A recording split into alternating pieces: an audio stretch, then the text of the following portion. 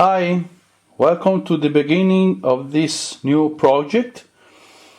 This is something that I've just received, and so let's open it up and see what contains.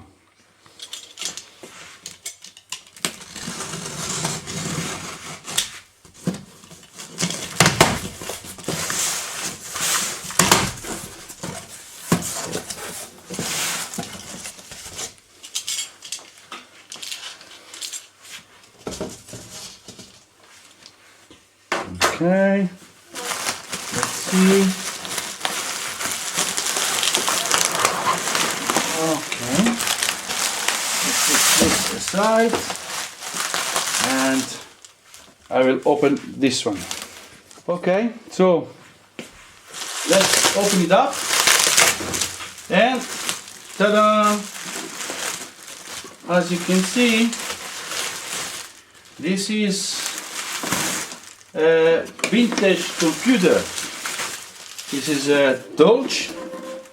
It's a DOLCH PAC65 that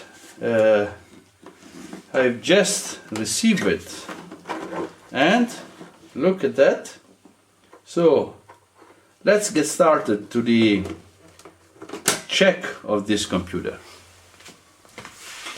Okay, so the computer is on the bench, and this is the keyboard. Not too bad. There are two tabs which allow to hold the keyboard a little bit angled. So let's give a look around the computer.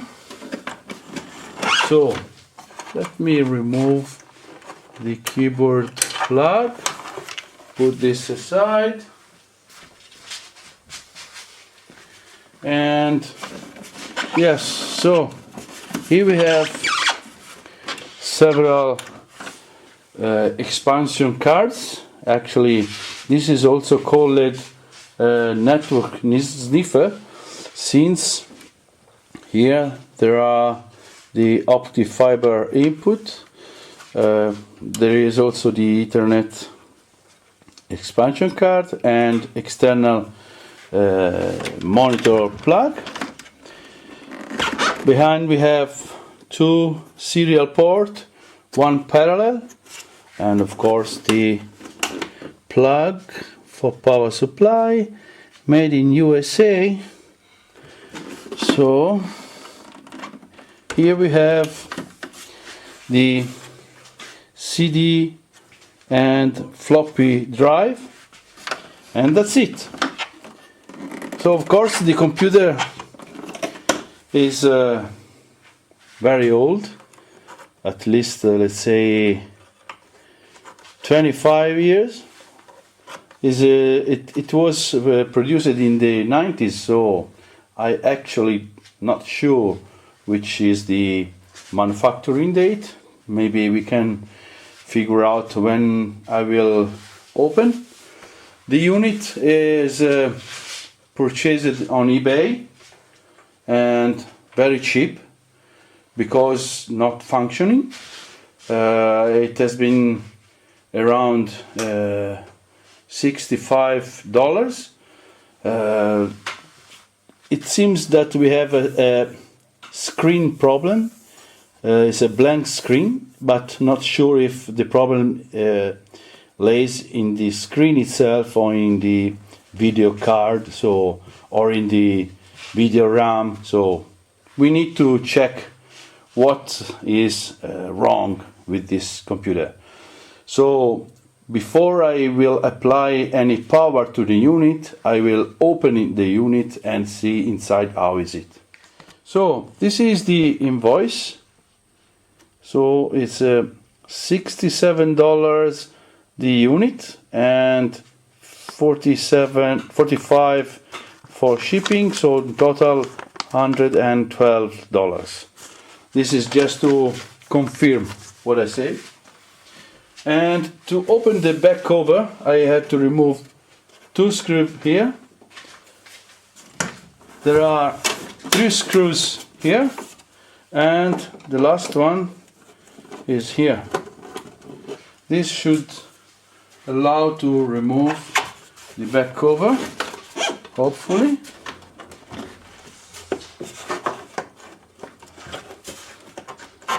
Okay, let me put on the front.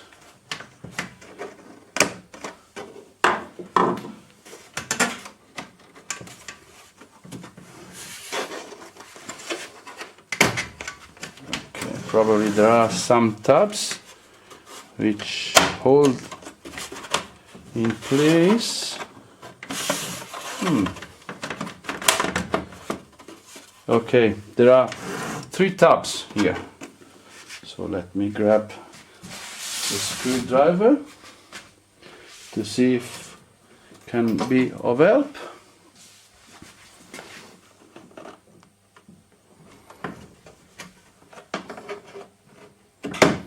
And gently pry up. Yes, ta-da! First piece came out. So I will go ahead. I don't want to bore you with the complete disassembly. I will go ahead and remove all the side covers and shields and see how it looks inside. While I was tilting the unit, I heard something floating around, and indeed there is something here. There is a ram bird that is floating. I'm not sure that you can see in the camera. Hopefully you can see it. Look at that. So this is a good reason why do not switch on as soon as you receive the unit, especially when incoming from abroad, because during the shipping can be happen any kind of damages. So let's get started to open it up and see if I can find something beyond this bird that has been removed or folded out from its place. Okay, so I should be able to open, and indeed is it. Okay, so as was seen before, we had this ram bird removed. Well, luckily I have the original hard disk mounted in. Okay, here we have some not well attached small items. Well, actually doesn't look so bad.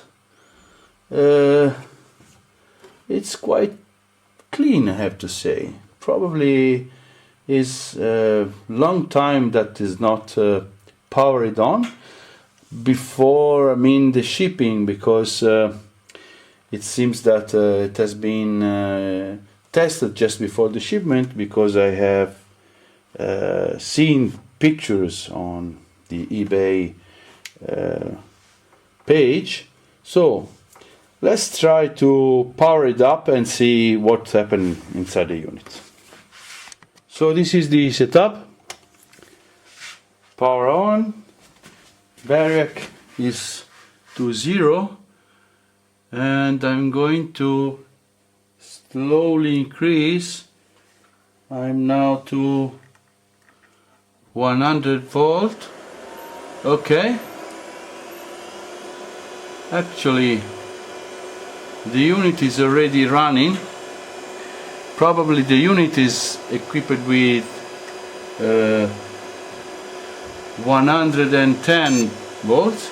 Okay, sounds good. So at least the motherboard is alive. So let's tilt the unit. Oh, look at that! It's working! It's working! Unbelievable! Look at that! Probably, okay, this is something that I was expecting. because the coin battery is dead. So, but you know what? Probably the unit it has been tested with the RAM board folded out, and for that reason the unit wasn't able to boot up and make any kind of operation. So even the BIOS was not able to start. So let me check, let's say with F1. Okay. So this should Windows 95. Wow, beautiful. Okay. 2, yes. Windows 95. Windows. Okay. So it seems that has seen some error, but yeah, it's working. Actually, the screen is very dim, and what you see in the camera is absolutely more lighter than what I'm seeing in person. And of course, I don't have any password. Oh, look at that! There is no password. Magic. It's magic. Okay, this is something that I will fix later. And the unit is alive. Unbelievable. I buy this unit as non-functional, and I immediately found what's wrong. Just the RAM card out of its place. For sure I will have to fix the screen in some way, or to replacing it, or maybe fixing the original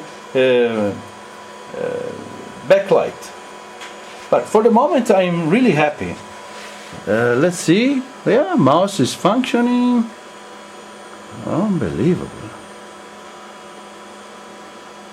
And for sure I should find the network sniffer.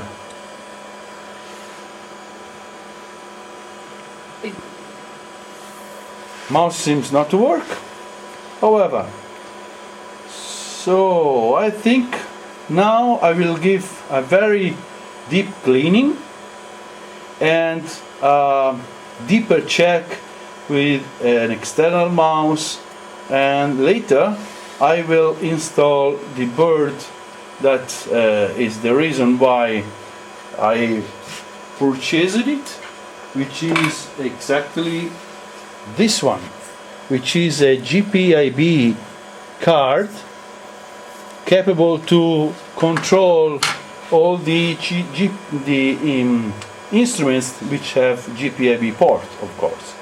And since in the lab here there are a lot of instruments like that, is something that I wish to be able to do. So let me go ahead with the check and then I'll come back. The replacement of the coin batteries does not fix all the problem.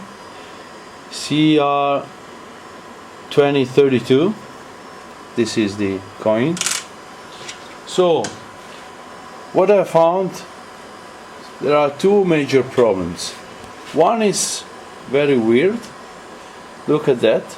It's self-recognizing as 4 1/4 floppy instead of 3.5, and the floppy actually doesn't work at all. No live sign. Additionally, the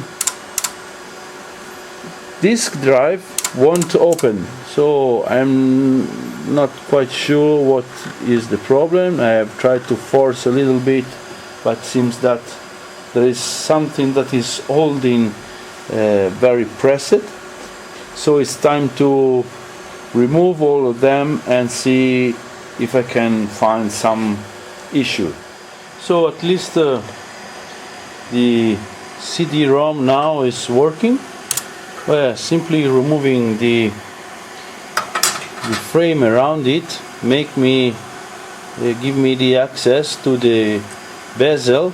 So just by pulling a little bit, I was able to slide out. Then I put few drops of oil on the two side sliding rails, and yes, it's working fine, and it's reading fine as well. So at least the CD-ROM is now working. Floppy drive still have a weird behavior.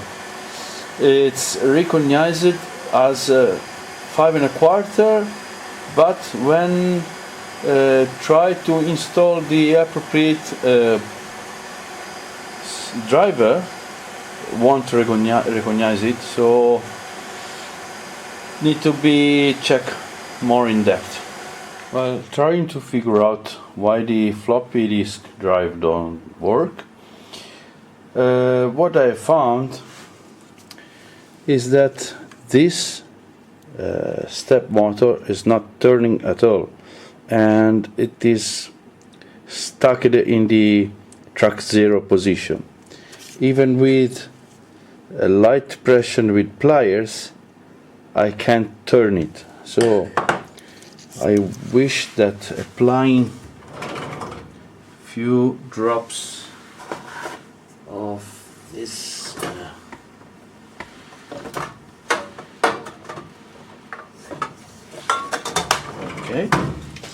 few drop of this good alternative of W40 should fix the problem. Small drop here, small drop there. So let's see.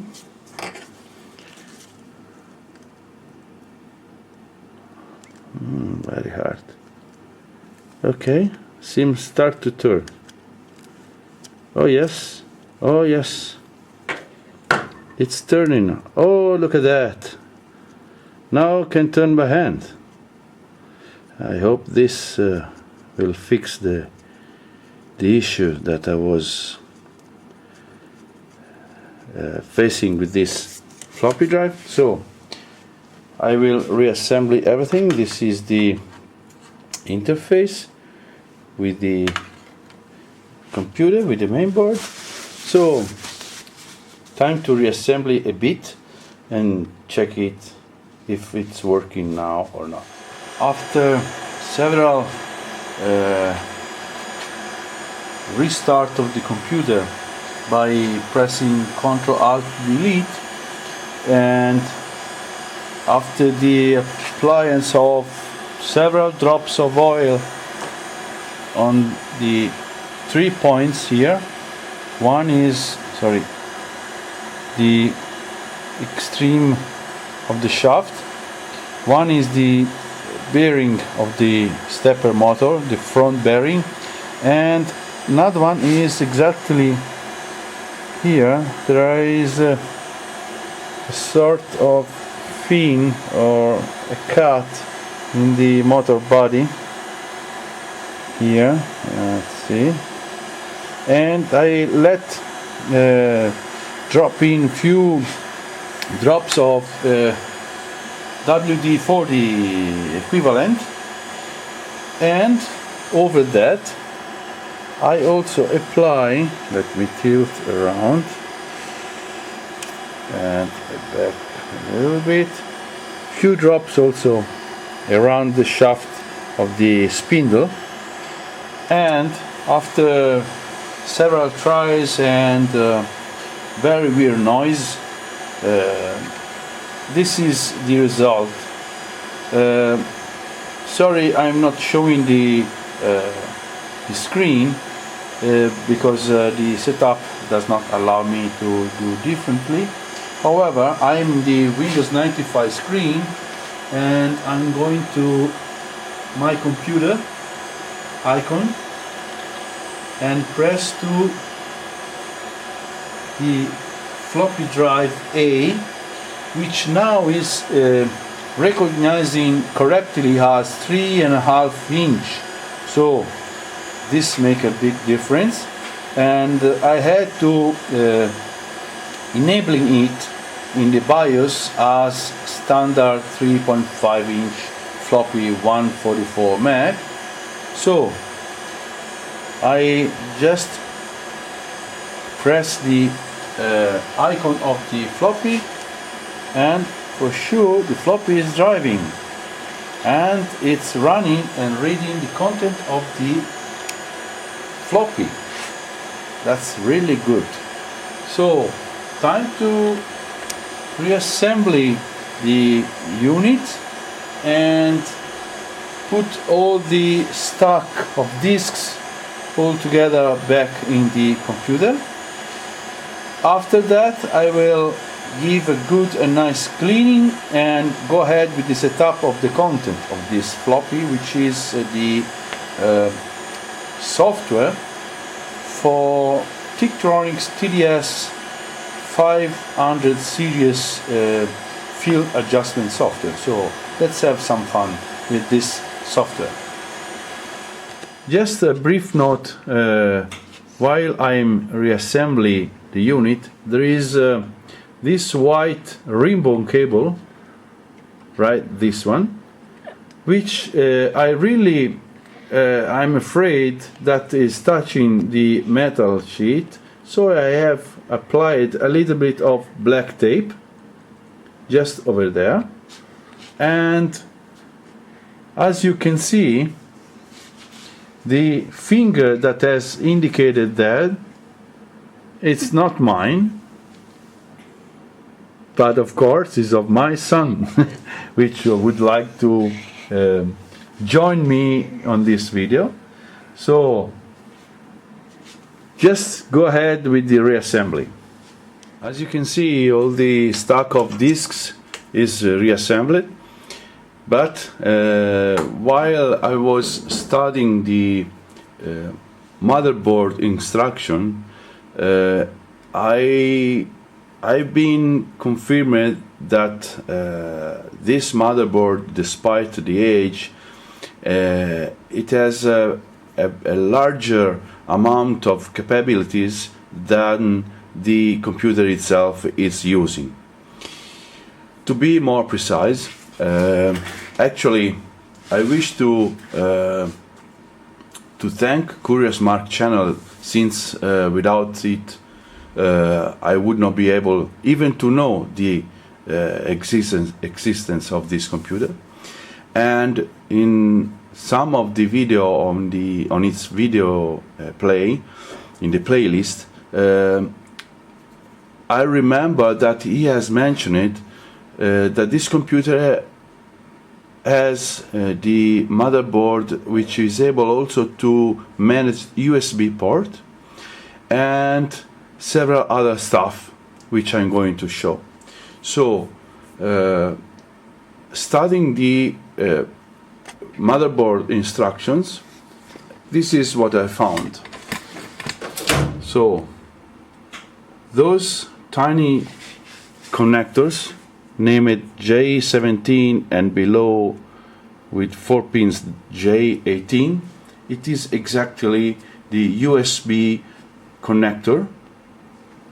Moreover, we can see over there, let me turn the power supply, there are other 3 ports that are not used, and indeed this is the Ethernet port, and these are the PS2 mouse and keyboard, external mouse and external keyboard. I really don't know which one of the two is the keyboard and the other the mouse. So this stuff would be very interesting to be used, despite the room around the plugs is very small. I wish to find a way to use them. In order to remove the expansion cards that I have already removed, the Ethernet and the optic fiber expansion card, which I really don't need them. I wish to have more room for different cards. Maybe one CF card reader, so I can swap the operating system as I need. Maybe audio card, which this computer absolutely don't have.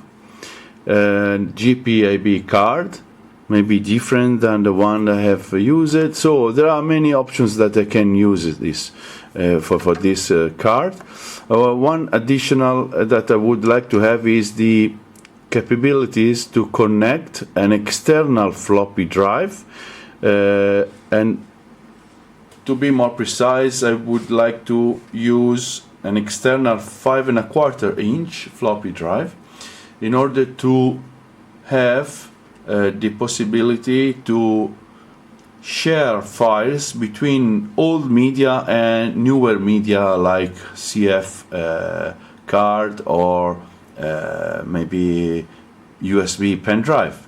So should be like Mark on its channel said, should be a bridge from the past to the today days.